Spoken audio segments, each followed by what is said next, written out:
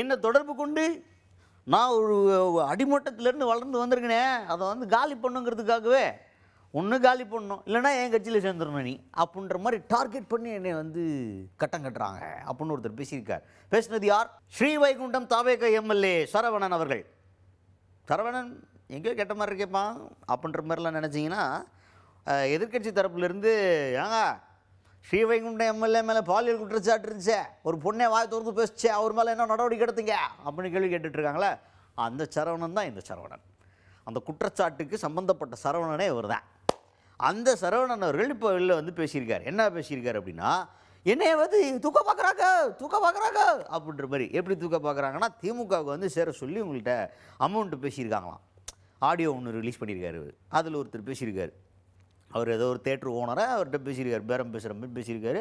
இவர் வந்துட்டு இல்லை நான் அதுக்கெலாம் அடிமணியே பண்ணேன், ரொம்ப நியாயமானவன் நேர்மையானவன் அப்படின்ற மாதிரி ஒரு நல்லா பயங்கரமாக பேசியிருக்காரு. அந்த ஆடியோ வந்து ரிலீஸ் ஆகிருக்கு. அதை பற்றி பேசும்போது இவர் சொல்கிறார், என்னை வந்து இந்த மாதிரி பண்ணுறாங்க, ஒன்று திமுகவில் சேர்ந்துட சொல்கிறாங்க, அப்படி இல்லைன்னா என்னை வந்து கட்டங்கட்டி தப்பாக என்னை பற்றி வதந்தி புறப்புறதே உங்களுக்கு வேலையாக இருக்குது, என்னுடைய பேரையே ஸ்பாயில் பண்ணுறதுக்கு இந்த மாதிரி பண்ணிருக்கிறாங்க, ஒரு ஆய்வுக்கு போனால் கூட அதை தப்பாக மாற்றிடுறாங்க அப்படின்ற மாதிரி புலம்பி தீத்திருக்காரு சரவணன் அவர்கள்.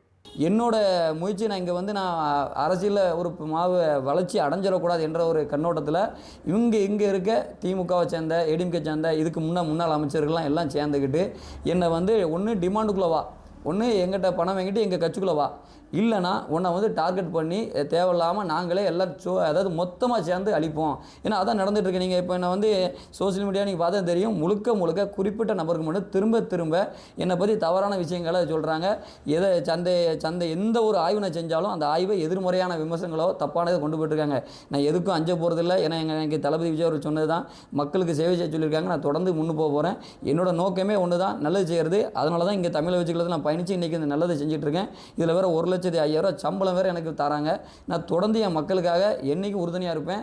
எந்த ஒரு விஷயத்துக்கும் பின்வாங்க மாட்டேன். அதேமாரி முழுக்க ஒவ்வொரு ஸ்கேம் இங்கே நிறைய இருக்குது. ஸ்ரீவைகுண்டம் தொகுதியை பொறுத்தவரை 80% விவசாயம். ஆனால் இங்கே உள்ள எந்த குளமுமே கிட்டத்தட்ட இருக்கிற 100 குளம் இருக்குன்னா 100ல் 80 குளமும் கரையும் தெரியாது, முடிவும் தெரியாது. முழுக்க வியாபார நோக்கத்தை மட்டும்தான் தவறான அரசியல் சூழ்ச்சிகளை பண்ணிகிட்டு இருக்காங்க.